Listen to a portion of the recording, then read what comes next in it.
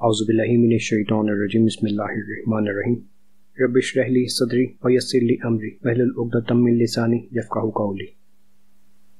ایک بار درود شریف تلاوت فرما لیجیے۔ اللہم صلی علی محمد وعلی آل محمد کما صلیت علی ابراہیم وعلی آل ابراہیم انک حمید مجید۔ اللہم بارک علی محمد وعلی آل محمد کما بارکت علی ابراہیم وعلی آل ابراہیم انک حمید مجید۔ فن سیرت کی ابتدا اور تحریری سرمایہ۔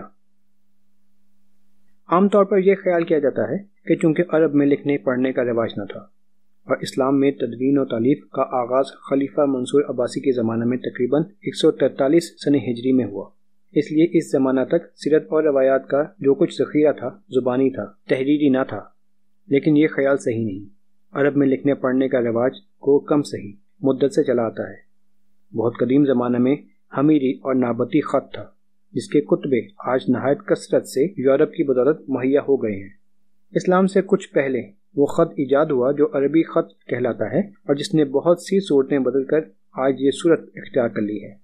اس خط کی تاریخ اور اس کی ابتدا کے متعلق جو قدیم روایتیں کتابوں میں مذکور ہیں اکثر افسانہ ہیں۔ مثلا ابن الندیم نے کلبی سے نقل کیا ہے کہ اول جن لوگوں نے عربی خط ایجاد کیا ان کے نام یہ تھے: ابو جاد، حواز، حتی، کلمون، صافس، کریشات۔ یہی نام ہیں جن کو ہم آج ابجد، حوز، حتی، کلمن، صافس، کرشت کہتے ہیں۔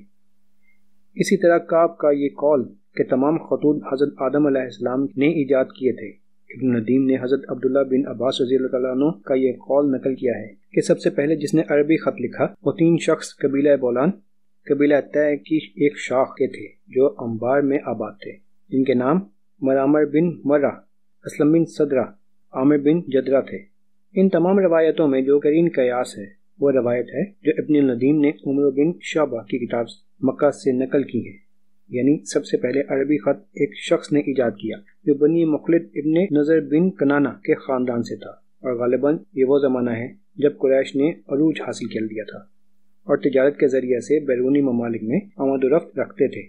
ابن الندیم نے لکھا ہے کہ میں نے مامون الرشید کی کتب خانہ میں ایک دستاویز دیکھی تھی جو عبد المطلب بن ہاشم آنظر صلی اللہ علیہ وسلم کے جد امجد کے ہاتھ کی لکھی ہوئی تھی۔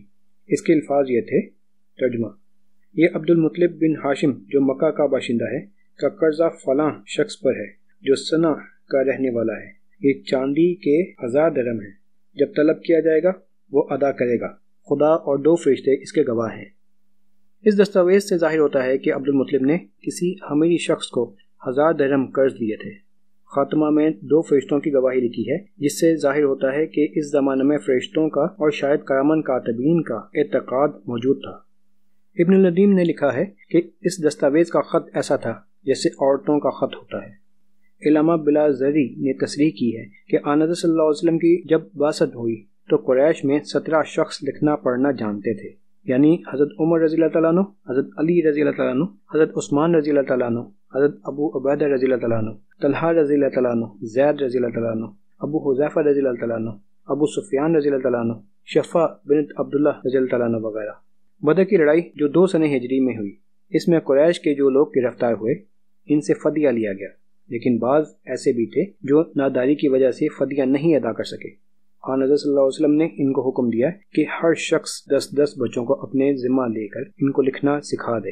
چنانچہ حضرت زید بن ثابت رضی اللہ تعالیٰ عنہ نے جو کاتب وحی ہیں اسی طرح لکھنا سیکھا تھا۔ ان واقعات سے معلوم ہوگا کہ عرب اور خصوصاً مکہ و مدینہ میں آنظر صلی اللہ علیہ وسلم کے زمانہ ہی میں لکھنے پڑھنے کا کافی رواج ہو چکا تھا۔ البتہ یہ تحقیق طلب ہے کہ آنظر صلی اللہ علیہ وسلم کے زمانہ میں روایتیں اور حدیثیں بھی قلم بند ہوئی تھیں یا نہیں، اور اس بنا پر سیرت کا کوئی تحریری سرمایہ بھی موجود تھا یا نہیں۔ بعض حدیثوں میں، جن میں سے بعض صحیح مسلم میں مذکور ہیں، تصریح ہے کہ آنظر صلی اللہ علیہ وسلم نے حدیثوں کے قلم بند کرنے سے منع فرمایا تھا۔ مسلم کے الفاظ یہ ہیں: ترجمہ: مجھ سے جو سنو اسے قلم بند نہ کرو بجز قرآن پاک کے، اور کسی نے قلم بند کیا ہو تو اس کو مٹا ڈالنا چاہیے۔ لیکن معلوم ہوتا ہے کہ یہ ابتدائی زمانہ کا ارشاد ہے، کیونکہ متعدد صحیح حدیثوں سے ثابت ہے کہ آنظر صلی اللہ علیہ وسلم ہی کے زمانہ میں بعض صحابہ رضوان اللہ علیہم اجمعین آنظر صلی اللہ علیہ وسلم کی اجازت سے آپ صلی اللہ علیہ وسلم کے ارشادات قلم بند کر لیا کرتے تھے۔ صحیح بخاری باب العلم میں حضرت ابو ہریرہ رضی اللہ عنہ کا قول ہے کہ صحابہ رضوان اللہ علیہم میں مجھ سے زیادہ کسی کو حدیثیں محفوظ نہیں۔ البتہ عبداللہ بن عمر رضی اللہ تعالیٰ عنہ مستثنا ہیں، کیونکہ وہ آن حضرت صلی اللہ علیہ وسلم کی حدیثیں لکھ لیا کرتے تھے اور میں لکھتا نہ تھا۔ ایک اور روایت میں ہے کہ حضرت عبداللہ بن عمر رضی اللہ تعالیٰ عنہ کی عادت تھی کہ آن حضرت صلی اللہ علیہ وسلم سے جو سنتے تھے لکھ لیا کرتے تھے۔ قریش نے ان کو منع کیا کہ آن حضرت صلی اللہ علیہ وسلم کبھی غیظ کی حالت میں ہوتے ہیں، کبھی خوشی میں، اور تم سب کچھ لکھتے جاتے ہو۔ عبداللہ بن عمر رضی اللہ تعالیٰ عنہ نے اس بنا پر لکھنا چھوڑ دیا اور آن حضرت صلی اللہ علیہ وسلم سے یہ واقعہ بیان کیا۔ آپ صلی اللہ علیہ وسلم نے دہان مبارک کی طرف اشارہ کر کے فرمایا کہ تم لکھ لیا کرو، اس سے جو کچھ نکلتا ہے حق نکلتا ہے۔ خطیب بغدادی نے اپنے رسالہ تقلید العلم میں روایت کی ہے کہ اس بیاض کی نام جس میں عبداللہ رضی اللہ تعالیٰ عنہ حضرت صلی اللہ علیہ وسلم کی حدیثیں قلم بند کر لیا کرتے تھے، صادقہ تھا۔ ایک دفعہ آپ صلی اللہ علیہ وسلم نے حکم دیا کہ جو لوگ اس وقت تک اسلام لا چکے ہیں ان کے نام قلم بند کیے جائیں، چنانچہ 1500 صحابہ رضوان اللہ علیہم کے نام دفتر میں درج کیے گئے۔ خطیب بغدادی نے تقلید العلم میں روایت کی ہے کہ جب لوگ کثرت سے حضرت انس رضی اللہ تعالیٰ عنہ کے پاس حدیثوں کے سننے کے لیے جمع ہو جاتے تھے تو وہ ایک جنگ نکال لاتے تھے کہ وہ حدیثیں ہیں جو میں نے آن حضرت صلی اللہ علیہ وسلم سے سن کر لکھ لی تھی۔ متعدد قبائل کو آپ نے جو صدقات اور زکوٰۃ وغیرہ کے احکام بھیجے وہ تحریری تھے اور کتب احادیث میں بنہا منقول ہے۔